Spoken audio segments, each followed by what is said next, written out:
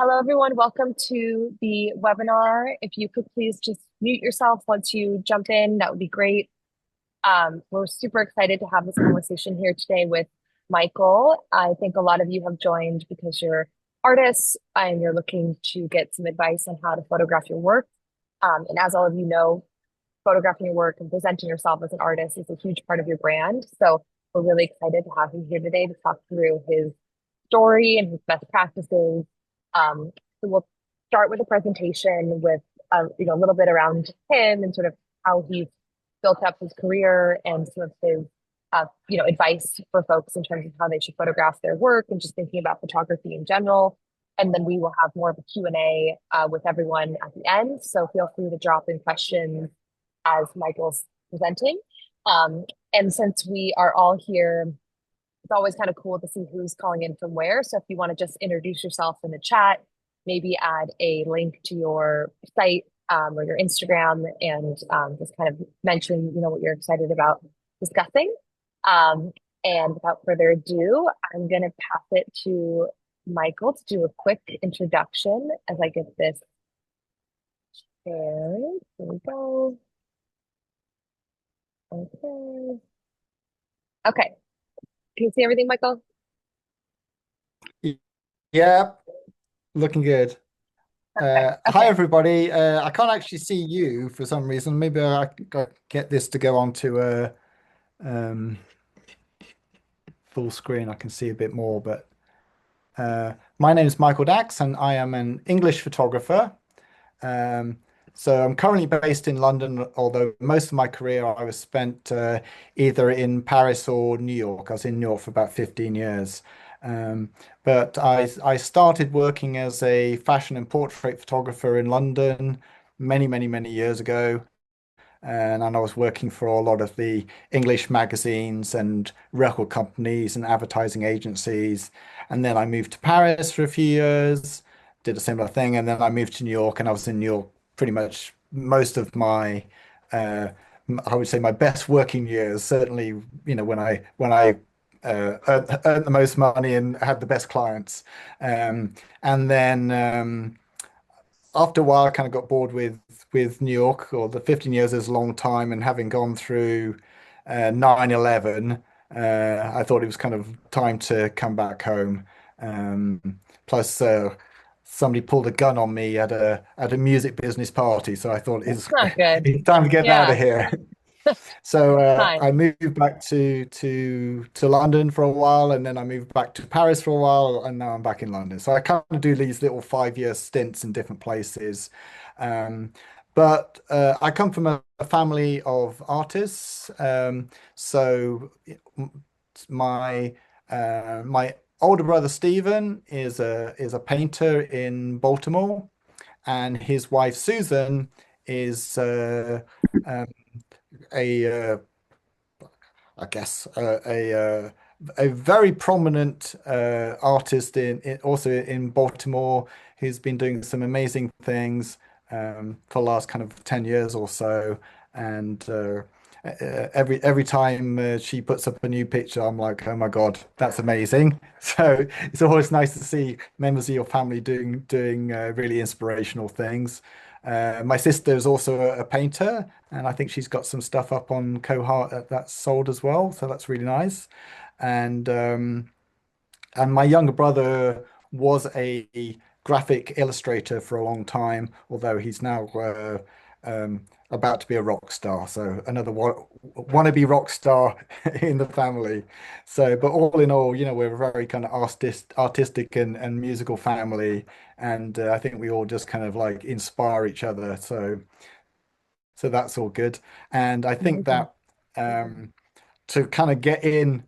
Uh, it's kind of one of those things where even though I've been a photographer for most of my career, I've always been thinking about painting, but never really had the time to do it. And even though and when I had photo studios, I didn't really want to get paint all over the floor. So when I came back to London um, about 10 years ago, I got a painting studio and I started working on my painting. So I've always had like notebooks that I've been making ideas for paintings, and then and then I finally started kind of making paintings and did a lot of paintings also kind of through the kind of COVID period when I had nothing else to do and there was kind of no clients for photography. So I was kind of building up different bodies of work and really enjoying myself, kind of getting that kind of it's weird when you have all these ideas floating around in your head for different things. So as well as the photography and the painting, I also do a lot of music, kind of. So I'm always kind of writing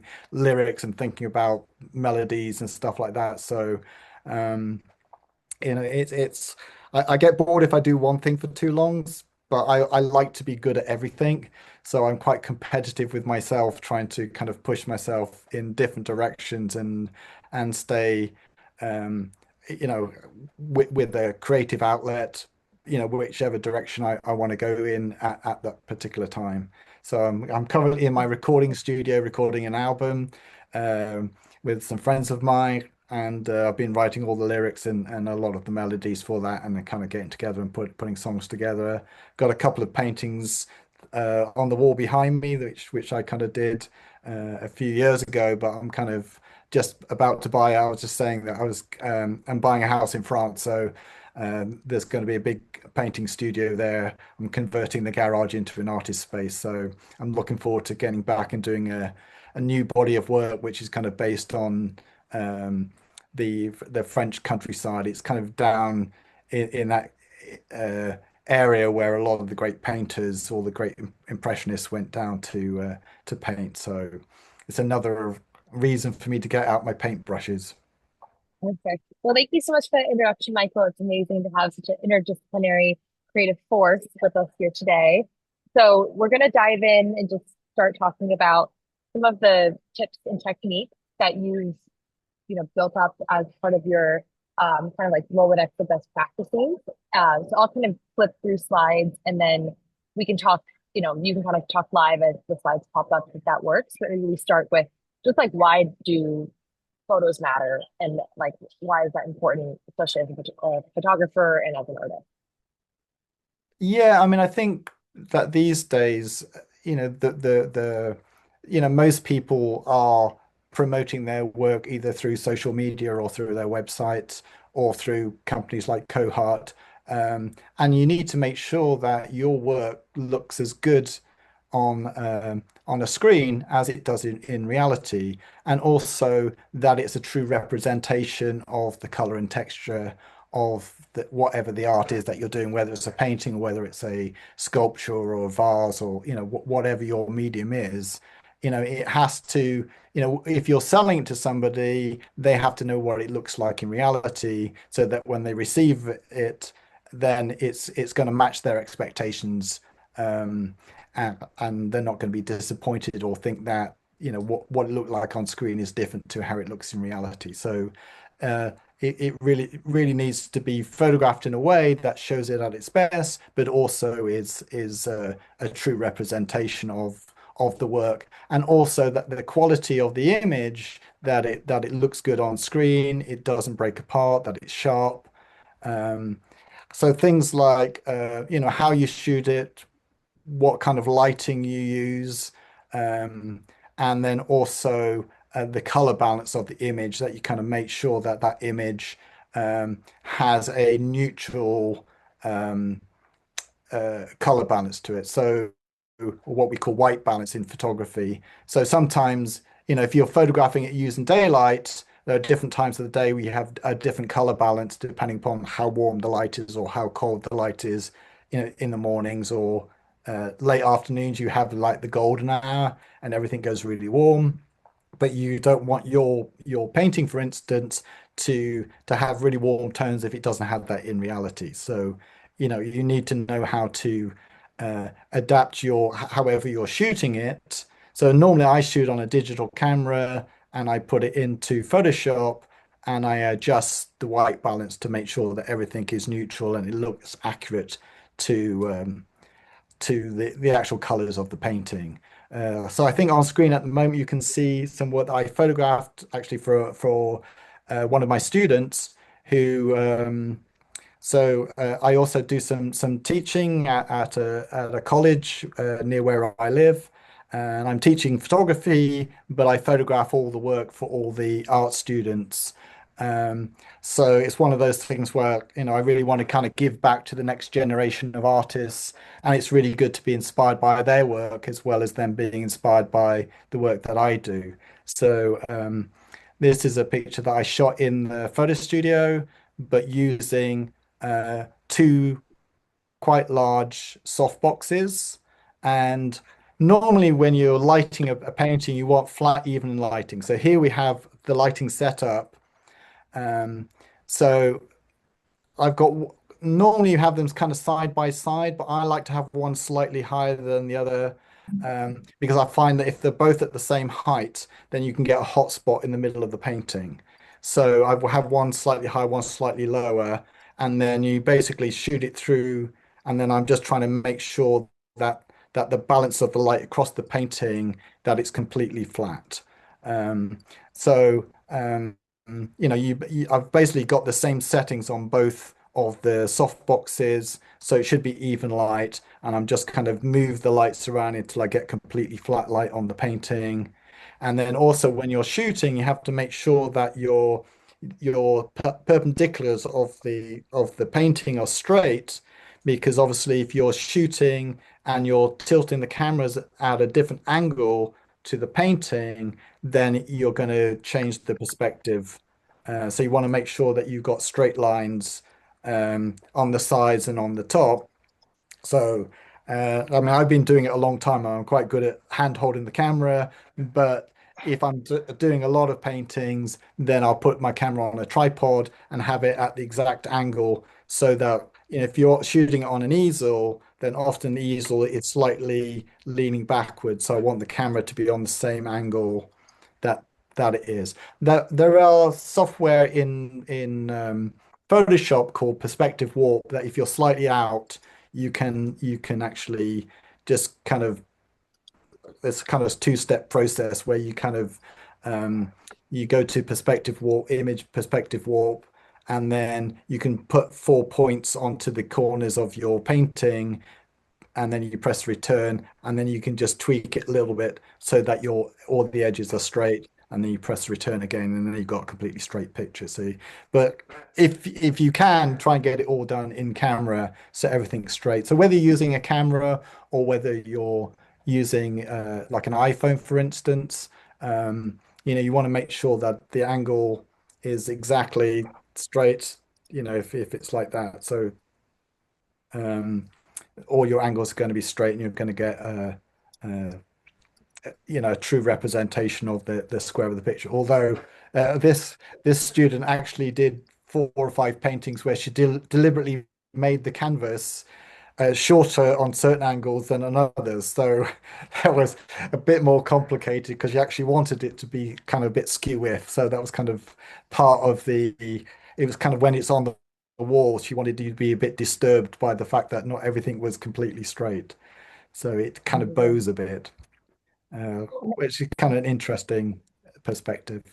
Yeah, Uh, absolutely. The colors in this one are stunning too. The, yeah, pop. yeah. I mean, Yeah. she's Russian, so you can kind of see that in the work, in the motives that she's using. I think the next couple slides we talk about lighting. So maybe we can dive into natural light. If you don't have a photo studio, you're capturing your work outside, like how can you really optimize for that setting? Yeah, absolutely. So I've actually shot a lot of my larger paintings outside, um, and if you shoot on a north facing wall, you get completely flat light. So this is something as a photographer you learn. I mean, it's most artist studios in London. There's a whole bank of artist studios, and same in Paris, which are all north facing, like giant windows, art kind of garret spaces on tops of buildings. Um, and I dare say they are in New York and other places as well. But um, because you get consistent light during the day, you don't get direct sunlight, so the light is flat and even, which is kind of what you want. Um, if you're doing a painting of somebody, you don't want the light to be changing too much. But also, if you're going to photograph your painting, you want that flat. even light.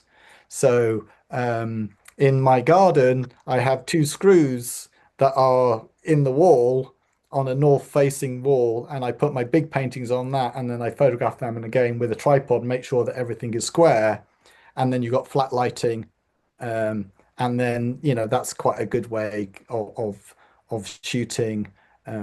And also you have to be careful just with what time of day you're photographing so that your color balance. I mean, I can adjust my color balance just with the white balance in Photoshop, but you don't want it to be too warm or too cold to start off with. So, normally middle of the day, not too early, not too late. Mhm. Again, it depends on the time of year. Yeah, So that's a in good terms hack to of, think about the north facing studios. I haven't heard that. yeah, I mean, if you look at some like Richard Avedon, who's one of my heroes, he did a huge project called In the American West, where he traveled all over the American Western states, photographing what in the industry we call real people, as opposed to models or celebrities. Um, so he's photographing oil workers and waitresses and people that kind of work on the land. There's a famous picture of the beekeepers. And what he did was he traveled around with a huge sheet of seamless white paper and he gaffer taped it to the side of a barn or a farm building or something, but always on the north side because he wanted all the pictures to look consistent. So he's shooting those portraits, which I'm sure you've all seen. They're beautiful. But he wanted to put together an exhibition and a book where it all basically looks like it was shot in his studio. So it's an interesting idea of like shooting people outside on location, but make it all look like it was shot in his, studio in New York. And he always liked to have that really soft light. Even when he was working in the studio with Flash, he liked to have a really soft um, light on everything so that you can really see the skin details and there's no shadows. So that's a project I set for my photography student when they first start. We go outside and I literally put up a giant white canvas and get the students to photograph each other in front of the canvas. And we get them to style each other like they're in the American West. So, lots of dirt and sweat and old denim clothing and what have you, and it's something they really really enjoy doing. So but it's a good way of kind of learning that north face lighting, um and it's just great for shooting large paintings. If you don't, if it's a small painting, you can literally put it in front of a window, put it on a camera on a tripod or a phone on a tripod, and then you just need to shoot and just, if you set it on a timer and step out of the way, the light will wrap around the camera and hit the painting. But if you're standing in front of it, you might cast a shadow. So I always do it on like a 2 second timer, press the button, step out of the way, just let the window light hit the painting, and it should record it because that again is a big white flat light. And again, you just need to do it at the right time of day. So also, I have banks of LED lights. So sometimes instead of using flash, I use the LED lights. I mean, if you go on Amazon, there's a company called Newer, like it's a Chinese company, but they make really good quality but cheap LED banks, which are about this big. Um, I think in inches there are kind of like maybe 12 inches by 8 inches, and they have like barn doors, and you can buy two with a bunch of stands for $100. They're not really that expensive. There are even cheaper ones. And you can adjust the white balance on that. You can literally turn it up warmer or colder so you can get the light exactly how you want it. So that's a very useful way. If you get a couple of those, it's a bit cheaper than getting the professional flash. um, but if you have no budget, then use daylight. If you've got a bit of a budget, you can use LED banks. And if you've got a bit bigger budget, then flash. I like flash just because it's instant, it's very constant. You don't have to think about the white balance too much. and you're because the light is very fast, you don't have to worry about camera shake or anything like that. So um, it's if you don't want to stick the camera on a tripod, you just want to hand hold it, then flash is your best bet. Amazing. And then, we have painters, we also have sculptors, a lot of people experiment with different mediums. Like, how do you think about capturing different dimensions of pieces and Yeah, textures? so this is a picture I took another student's work. Um, I, I think these are really beautiful. I mean, they're you know so uh, kind of basic in what they are, but there's something like really strong about the work, because obviously you kind of reminds you of all that kind of like building tools like bricks and drain pipes and stuff like that. But the the texture um, of the ceramics is just really cool, and I really like the colors of them. So these are literally this was for an exhibition that the sculptor was having, and we just wanted to kind of create some publicity images for it. So this I shot in my studio, just and it's literally with a white seamless, like a half roll, just on what we call a C stand. But I mean, you can tape stuff to the wall, and it's onto a table, so you've got like a nice kind of curve, and then I've just really got one light coming in, which is your main modeling light, so to give it more three dimensions to it.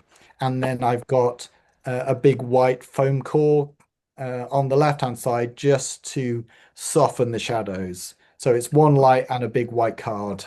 And a lot of the work that I do when I'm photographing three-dimensional stuff is just one light and a reflector. So it's quite simple, but if you get it right, it looks beautiful. And then you can see I've just got a bit of fall off, so that it slightly goes darker into the background, and I've just kind of exposed it so that the white comes out as like a light gray rather than a really pure white.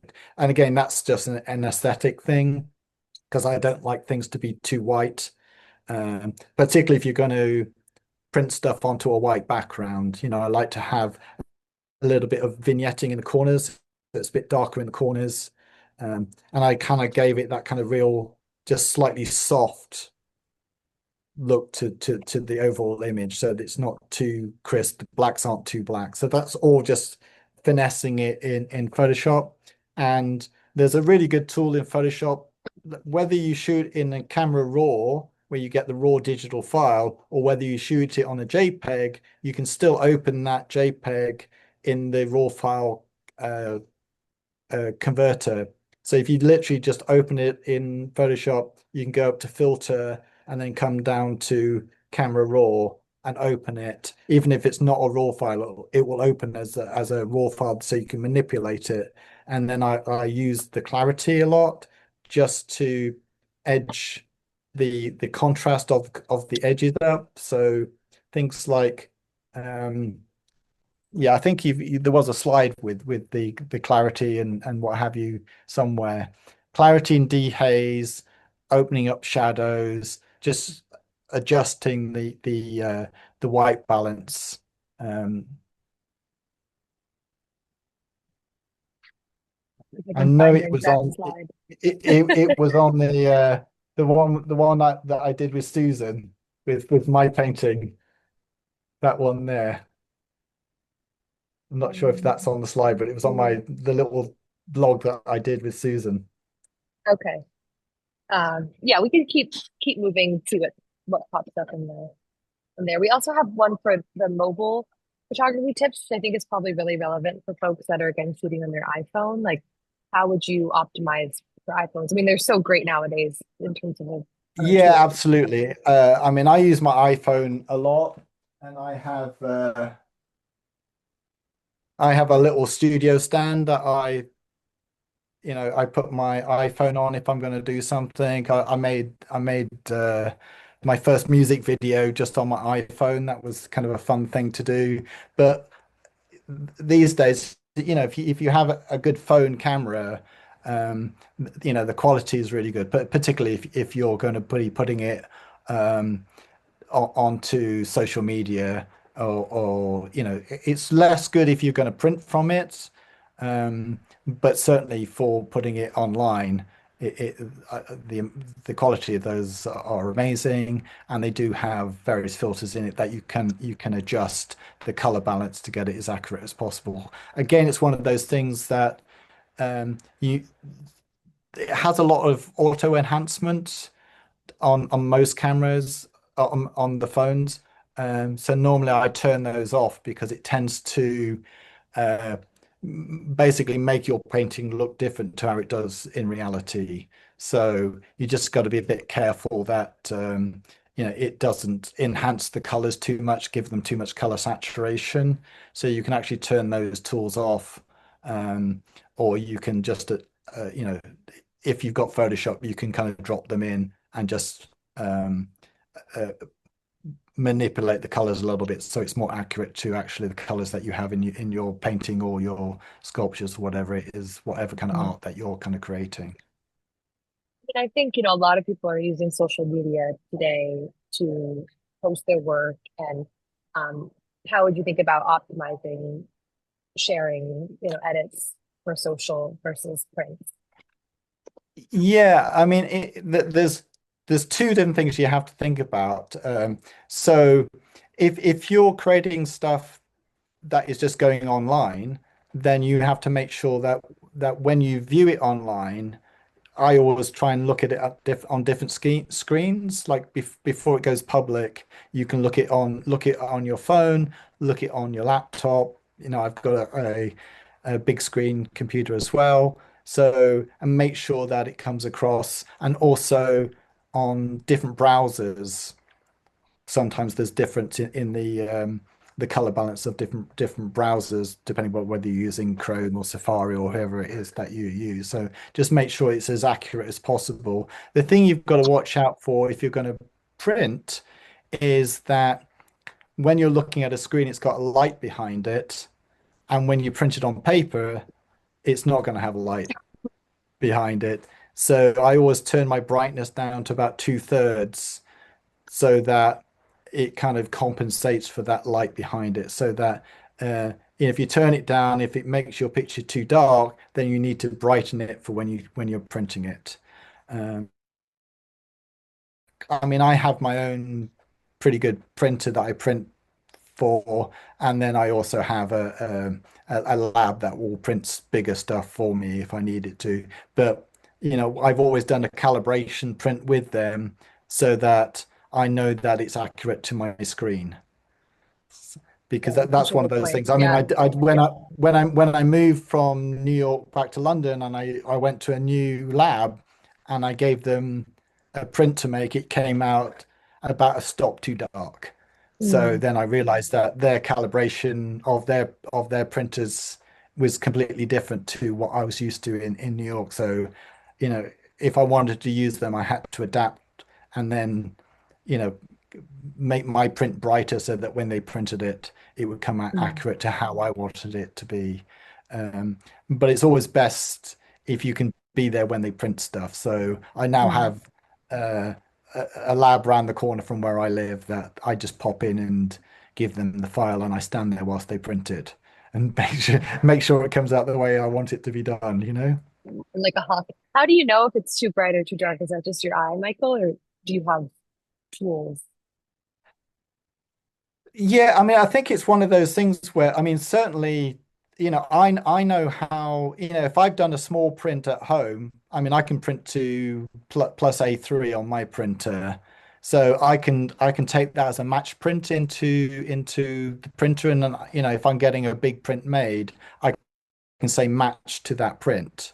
And most professional labs will do that. And in fact, if you're doing an edition or something, you always give them a print to hold on to, and then they're gonna, if you're gonna do, an edition of 10, for instance, then my lab certainly in New York had a big box of match prints for different artists that they printed for. And then when if you call them up and say, I need another print of this image, and it's going to be number 4 in the edition, but it needs to be accurate to your artist proof, which you've left at the lab in a box. So they take it out and they put it onto, they normally have a metal wall with magnets, and they put it up on the wall with magnets, and then they make a new print and they put it alongside and check that it's consistent. So, but that's something obviously, if you're a professional, you're paying for that service, it's quite expensive. But if you're doing stuff at home and you're doing an edition, you have to make sure that your edition is accurate across all, however many in the edition it is. So, you Yeah. have to get those things right.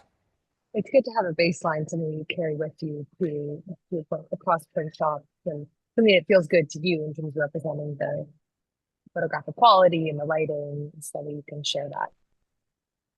Yeah, absolutely. And it is one of those things where it doesn't have to be out by a lot for you to Mm. really notice the difference, Yeah. and it is one of those things where, I've seen, videos of people at Helmut Newton or Richard Avedon at the lab just tearing up Mm. prints because it's not perfect. Yeah. Yeah. Yeah. So you got to do. And that kind of Yes. dovetails into challenges. And you've talked a little bit about this, but what do you see like when you're looking on social media or you're like looking at art online? You're like, oh gosh, what are those things that you think artists could avoid better and just be more mindful of? Yeah. Yeah, if we look at the image on the left, it's just too dark overall. So, and I think again, it's one of those things where the light is also kind of coming from the right. So it's hard in those instances if you're in a gallery unless you've got lighting with you, you can obviously make things brighter when you're photographing it. I mean, that just looks like an iPhone picture, but she's casting a shadow. What's the purpose of this picture? Is it to promote her or is it to promote the work? So, but overall the picture is kind of dark and gloomy and you can't really see the images on the wall. So, it just needs to be quite a lot, I was in photographic terms, it needs to be probably a stop and a half to 2 stops brighter. Um, and also you can shoot straight onto the wall. It's at a slight angle. So there's quite a few things that you could improve with that image. The one in the middle is one of those kind of typical long exposure seascape pictures where they bumped up all the color saturation afterwards. I mean, there are some photographers that make a good living doing this, but personally, I hate it.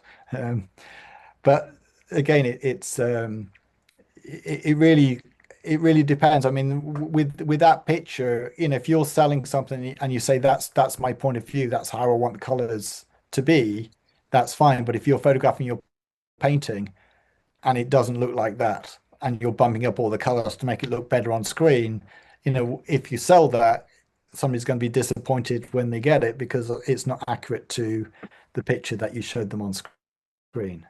Um, the picture on the right, again, it's one of those things where um, the light is all coming from the right hand side and there's nothing to balance it on the left hand side. That's not necessarily a bad thing if you're doing a photograph. It might be that that's the kind of image that you want.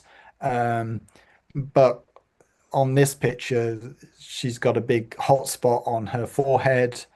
Um, and it's really quite dark on the other side of her face. But again, it's an aesthetic thing. What do you want? Um, so, I've actually done pictures that are black on black, and but it's really how you uh, um, set up the lighting to get the effect that you want to do. And that with this picture, it's just the highlights are way too bright. Um, so again, it's one of those things where depending upon what you wanted to do, you could make the picture brighter, but then that highlight's going to blow out even more. You can put tracing paper over the window, or I have these things called diffusion. They're like reflectors, but they're diffusers. So it's almost like silk on a big hula hoop. So they start small and you can open them up and they're big. And then I have my assistant hold it so that you can cut down the amount of light if there's a hot spot on the image. But you can just use tracing paper and put it over the window. So a lot of photographers do that in daylight studios. Um, it's not actually tracing paper; it's something else, but it's the equivalent of tracing paper. Um, so that's kind of it's just really about getting that balance right of Mhm. what it is that you're photographing. And then this one also again dovetails into that, like when there's multiple textures or it's a tricky surface, like what can you do to avoid it getting blown out or just not representing the work well? Yeah, I mean, again, this is another picture I took of one of my students' work, and this is basically a table, and I put a piece of card on the table, and then I have a sheet of paper, like a seamless paper, coming down behind. But I wanted to have that horizon line in the picture, whereas the other one has a like a nice curve. This one I wanted to have the actual tabletop with that horizon line. Um, and again, I've got one light coming in from the left, and then I've got a card on the right hand side which you can't see, which is bouncing back into the shadow. So again, it's almost the same as the last picture of the ceramics, but everything is reversed. But again, it's one of those things where I'm just trying to make sure that there's detail in on the left hand side in the highlights, and that there's also detail in the shadows. So I could have made it a lot more contrasty, but then you couldn't see um, all the elements and the detail in the picture and the texture. So I've tried to keep the light quite soft and kind of balance it, just making sure that and again, this is one of those pictures where I shot it, um, I opened it in Photoshop, and I just adjusted the highlights. I brought the highlights down until there was texture on the kind of top left of that kind of bowl on the top left. And then I kind of opened up the shadows a little bit so that there's kind of detail in the kind of dark areas, and that you can kind of see the kind of three-dimensionality of the image, and then just trying to make sure that the background was really neutral as a gray. It wasn't too warm or too cold, so that the color of the actual ceramics is kind of comes through because it's quite a um, warm clay ceramic. So um, yeah, it is really one of those things where most things look good against gray, if it's got Mhm. a nice color to it. So you want a neutral. Often I find white is too bright, although I have done stuff on white, but I like a soft gray so that the colors really kind of come through against it. Great. And then this one might resonate for folks in big cities, but let's say you don't have a whole studio and you have a small apartment. How can you really make the most of that setting? Yeah, I mean, again, a lot of people just use window light. And professional photographers too use window light. So if you set up a table next to a window, um, there's a really famous British fashion photographer that does the cover of British Vogue a lot called Nick Knight. Really, really excellent photographer. But as a hobby, he photographs his roses from his garden, and he uses a table which he puts next to a window and arranges them in a vase. And if you Google Nick Knight roses, you can find videos on YouTube or on he's got his own website, and he's got a company called Show Studio where he shows you kind of he interviews a lot of photographers or people that work in fashion. Um, but the videos of Nick Knight photographing his flowers and he explains what he's doing. It's again, it's one of those things that I show to my students. You know, if they're at home on the weekend and they want to do a still life, you know, just set up a table. And again, it's one of those things. I get the big art boards, the kind of A1 mounting cards that you can get in, you know, white one side, black the other side, and I will just gaffer tape them to the front of a table and then to a wall, and then you've got a nice curve, and you're basically making a tabletop studio.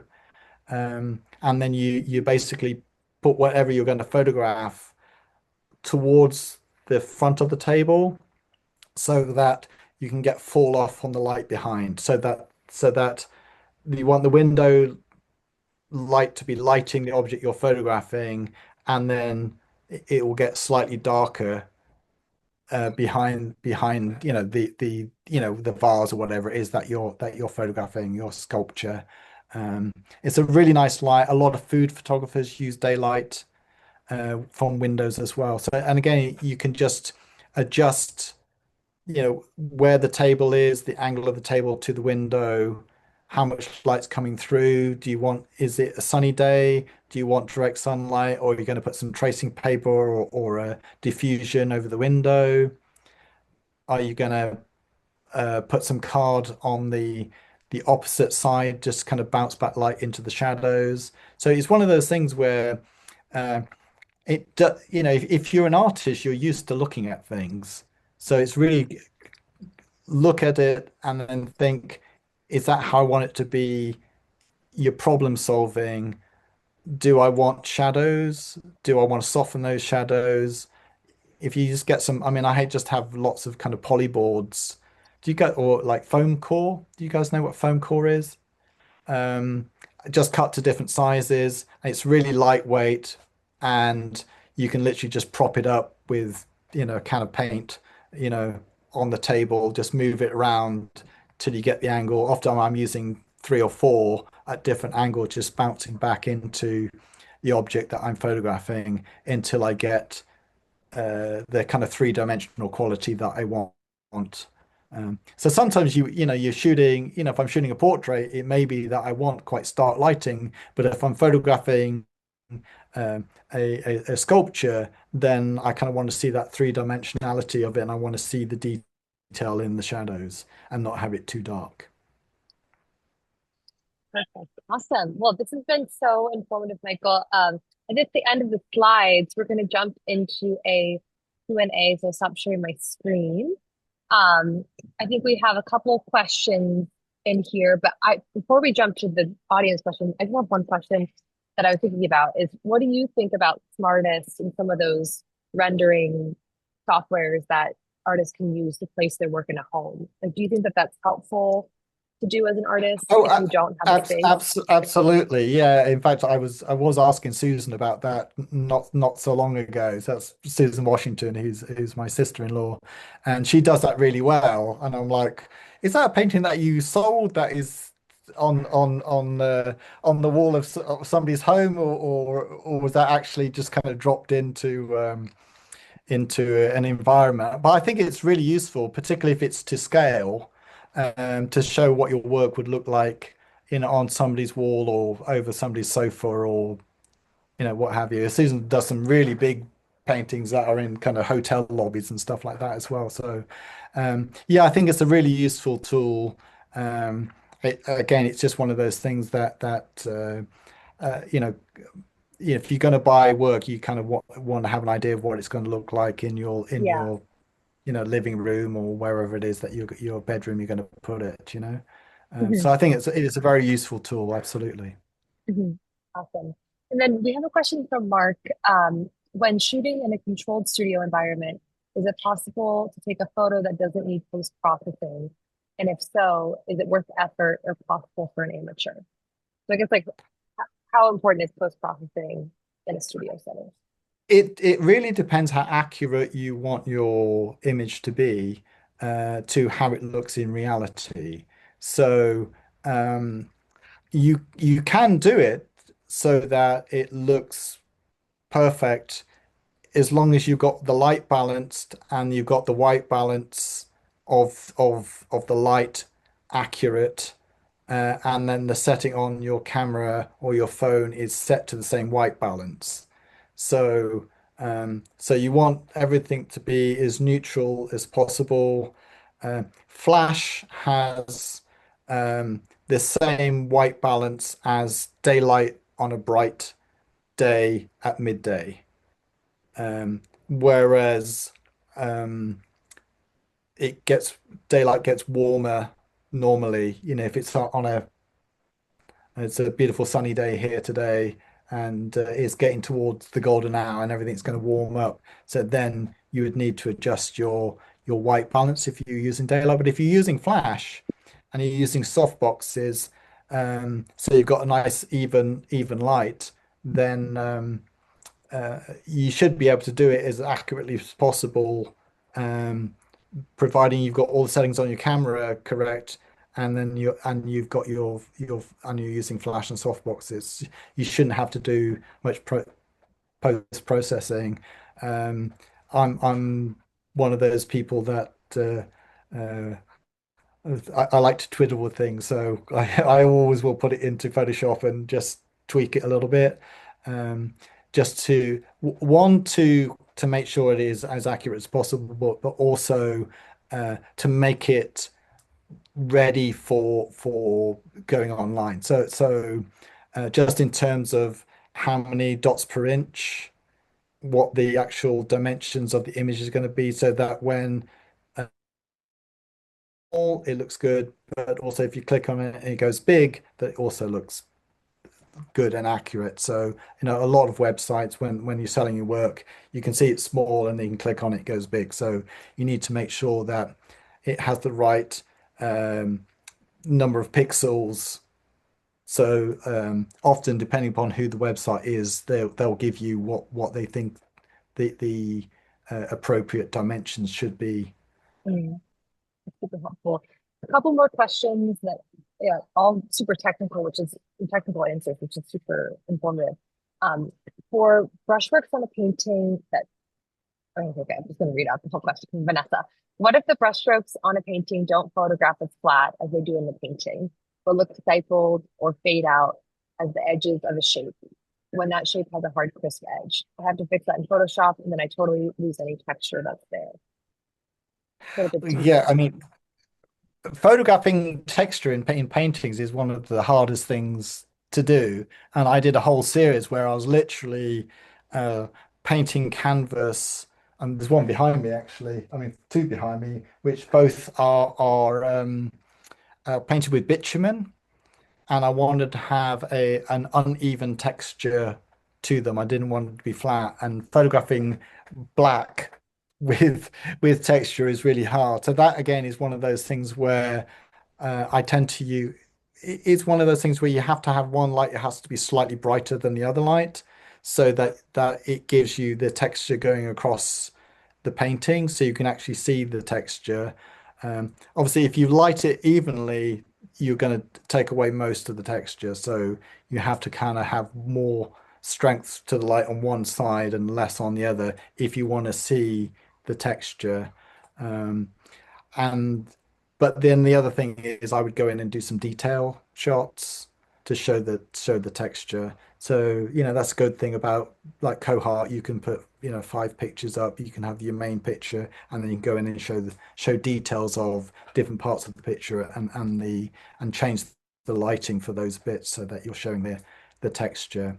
But it is tricky. I know I've struggled with it myself, so it's It's got to get them to see it in person. That's the goal. yeah. Um, okay, we have a question from Dale. Okay, thank you for the valuable info. What size LED panels would you suggest for photographing larger flat work, around 5 by 5 feet, which is about 1.5 by 1.5 meters?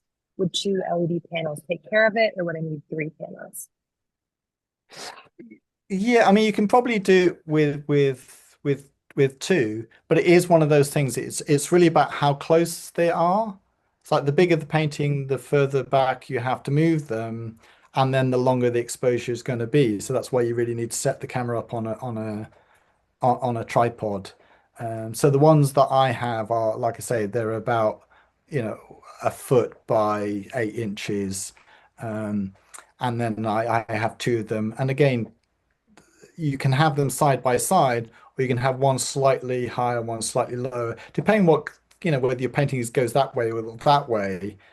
So again, I've used some where I've got one light at the top and one light underneath, and I'm shooting through the middle of the space. So again, or you can put them side by side and shoot that way. It really is a question of the shape of the painting, how big it is, how far back, because again, it's all about getting that even light. And if the lights are too close to the painting, often you can get hot spots. So, you want to have them at a reasonable distance so that the light is completely flat. Do a test shot, look at it, move your lights until you're getting, the effect that you want.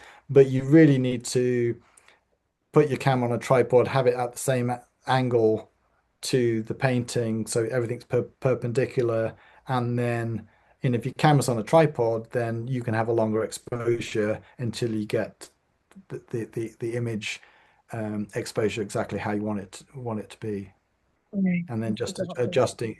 adjusting your white balances so it's accurate as well. Mhm. Okay, awesome. And then last question before we wrap up is there a smartest tool for 3D work that is freestanding? Maybe like just what tools would you Say recommend again? for 3D work that's a freestanding tool from Mary? Mary, I don't know if you want to jump in and ask the question more specifically. She can ask me. Yeah, Yeah. Mary, if you feel inclined, the floor is yours. I feel like people. Oh, here we Yeah, go. can you hear me? Yeah, I yeah. I see everything for wall work for smartest tools to show the work in a setting, Oh, I see. You're talking about the but I don't see software. anything. Yeah, so I Yeah, don't see good anything point. for 3D work. I'm not sure. We've actually talked to their team because we've been trying to figure out how to integrate them into Cohart. But yeah, I'm not 100% sure. That said, actually, as a platform, we are working on like virtual studio spaces and virtual gallery spaces for artists to show their work. So hopefully that will work well for your three-dimensional sculptures and 3D pieces. Because I can imagine it'd be hard to render them in to yeah highlight that in a physical space.